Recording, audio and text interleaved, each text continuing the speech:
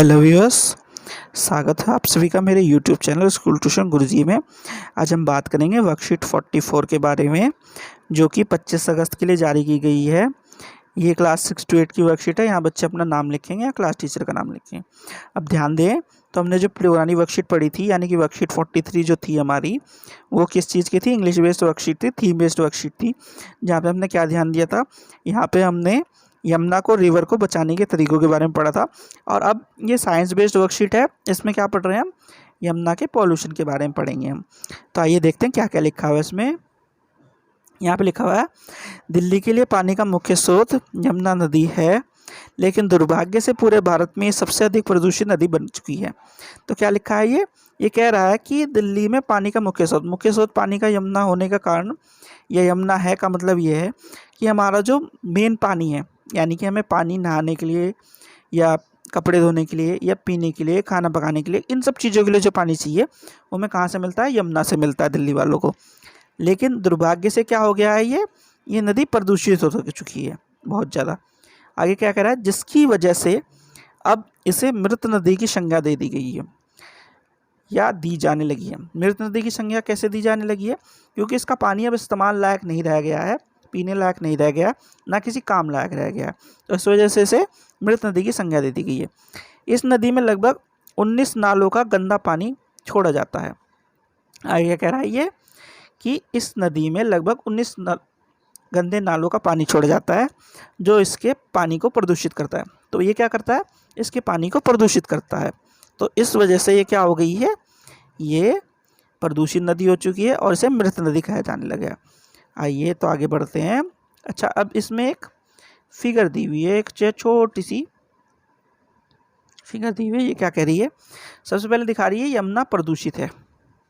यमुना क्यों प्रदूषित है? यमुना में हमने क्या कहा? सबसे पहले ऊपर देखा था हमने कि 19 नालों का जल, प्रदूषित जो जल था वो यमुना में डाल दिया, जिस वजह से यमुना प्रदूषित हो गई। उसके बाद क्या किया हमने? हमारी जो मूर्तियाँ थी, धार्मिक गतिविधियाँ थी, या अलग अलग चीज़ों की हवन सामग्री थी, इस तरह की चीज़ों को यमुना में डालना शुरू किया, तो इस वजह से प्रदूषित होगी। एक पीछे आपने वर्कशीट में पढ़ा होगा, जो मैंने आपको बताया था कि क्या करना है और क्या नहीं करना है। एक में बोला था कि आपको ये आप करते हो, इसको आपको नहीं करना है, यानी कि मूर्तियों को आप जो प्रभावित करते हो वो नहीं करना है आप लोगों को। एक जगह लिखवाया था हार्मफुल और एक जगह लिखवाया था हेल्पफुल। हार्मफुल में लिखवाया था आपको ये क्या हो सकता है, मूर्तियों को जो है विसर्जित करना हार्मफुल हो सकता है, तो इस तरह की चीज़ें नहीं करनी चाहिए। दूसरे वाले पार्ट में मैंने आपको बताया था कि सेंटेंस पूरा कैसे करें, और लिखवाया किस लिए था, इसीलिए लिखवाया था क्योंकि हम लोग इस तरह काम करते हैं और ये बात ध्यान रखने योग्य है सबसे पहले। ठीक है, तो हम लोग क्या करते हैं? मूर्तियों को विसर्जित करते हैं, वो नहीं करना है। आइए तो आगे देखते हैं। उर्वरक और कीटनाशकों को क्या करना? उर्वरक और कीटनाशकों जब हम उपयोग करते हैं तो क्या करते हैं? हमने खेतों में उन्हें डाल देते हैं, तो जब बरसात आती है तो मिट्टी के साथ वो बह करके नालियों में होते हुए, नालों में होते हुए नदियों में पहुँच जाती है। तो क्या होती है? फिर वापस से नदी हमारी प्रदूषित हो जाती है। और आखिरी में क्या होता है? औद्योगिक कचरा। औद्योगिक कचरा कैसा होगा? औद्योगिक कचरा ऐसा होगा कि जो पानी, कूड़ा करकट, जो इंडस्ट्रीज़, जो हमारे औद्योगिक प्लांट है, अपने काम करने के बाद छोड़ देते हैं, वो औद्योगिक कचरा कहलाएगा। इसको भी नहीं हमें नदियों में डालना चाहिए। अच्छा, तो अब आगे बढ़ते हैं। अब क्या कह रहा है? यमुना एक्शन प्लान परियोजना 1993 में यमुना नदी को साफ करने के लिए लागू की गई थी।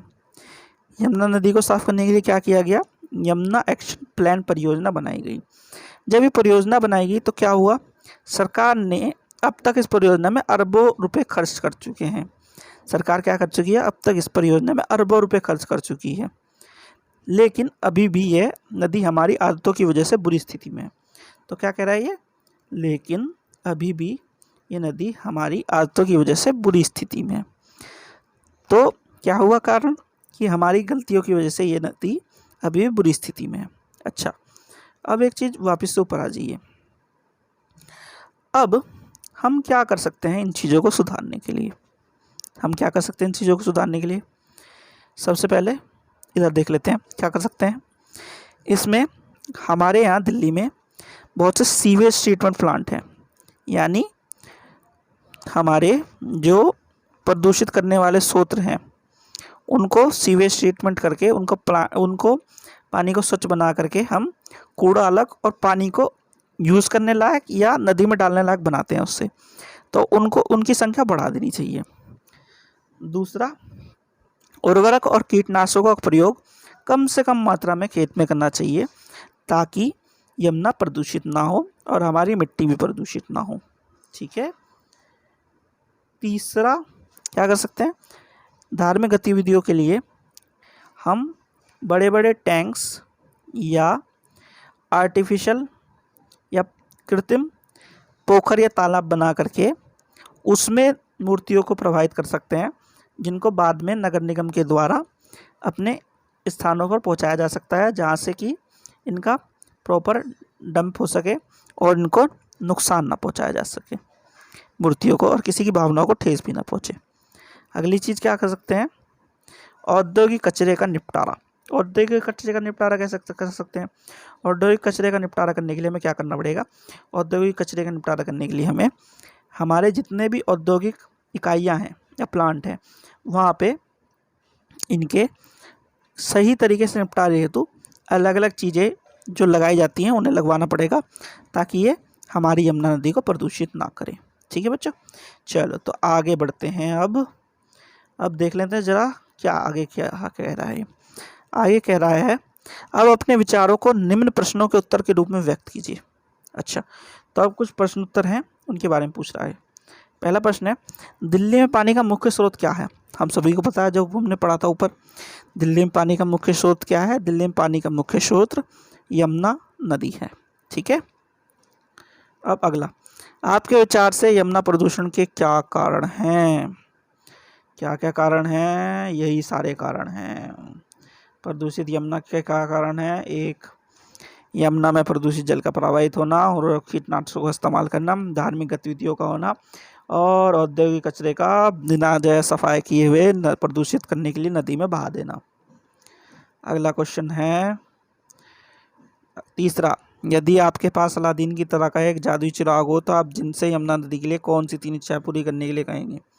अब ये थोड़ा सा क्वेश्चन आप लोगों को बच्चों समझने वाला है कि आप कौन सी 3 इच्छाएं मांगेंगे। मेरी इच्छाएं तो हो सकता है बढ़ जाएं, क्योंकि देखिए मेरी समझ में जो आ रहा है और मैं जो चाहता हूँ बिल्कुल साफ़ करने के लिए, तो मेरी इच्छाएं बढ़ने वाली ही हैं। फिर भी देख लीजिए आप। पहला, जितने भी हमारे सीवेज ट्रीटमेंट प्लांट हैं जो कि नदी नालों के पानी को प्रदूषित से यूज़ करने लायक, इस्तेमाल करने लायक बनाते हैं, उनकी संख्या बढ़ाना। दूसरा, जितने भी उर्वरक और कीटनाशक हैं उनका कम से कम इस्तेमाल करना। तीसरा क्या हो सकता है, औद्योगिक इकाइयों के पानी को प्रदूषित की जगह इस्तेमाल करने लायक बनाना। और ये जो कचरा बच गया है इनके बाद भी इसका प्रॉपर निपटारा कर देना, ताकि यमुना में पानी शुद्ध होता चला जाए। ठीक है बच्चों, वैसा आपको क्या लगता है? आप अपने हिसाब से इसका आंसर दीजिएगा और कोशिश कीजिएगा कि 3 इच्छा में पूरा हो जाए, जैसा कि मैं कर रहा हूँ ऐसा ना हो। ठीक है बच्चों। अगला क्वेश्चन है, नदी में मूर्ति विसर्जन की जगह लोगों को कुछ अन्य विकल्पों के सुझाव दीजिए। इसके लिए आप अपने बड़ों की सहायता भी ले सकते हैं। तो इसमें क्या कर सकते हैं, जो मैंने ऊपर बताया था, मेरे हिसाब से जो लगता है, जैसा आप अपने हिसाब से जो है अपने बड़ों से सलाह लीजिएगा, और क्या हो सकता है उसे ज़रूर बताइएगा। कि बड़ी सी टंकी हो या आर्टिफिशियल तालाब बना दिए जाए, पोखर बना दिए जाए, वहाँ पे मूर्तियों को विसर्जित कर दिया जाए पहले, और फिर बाद में नगर निगम के द्वारा इनका प्रॉपर निपटारा कर दिया जाए। तो ये हो सकता है। ठीक है बच्चों, इस वर्कशीट को ध्यान से कीजिएगा और कोशिश कीजिएगा कि ये जो क्वेश्चन है आपके तीसरा और चौथा, इन्हें खासकर ध्यान से कीजिएगा, जो समझ में आ जाए आपके। ठीक है, ओके, थैंक यू।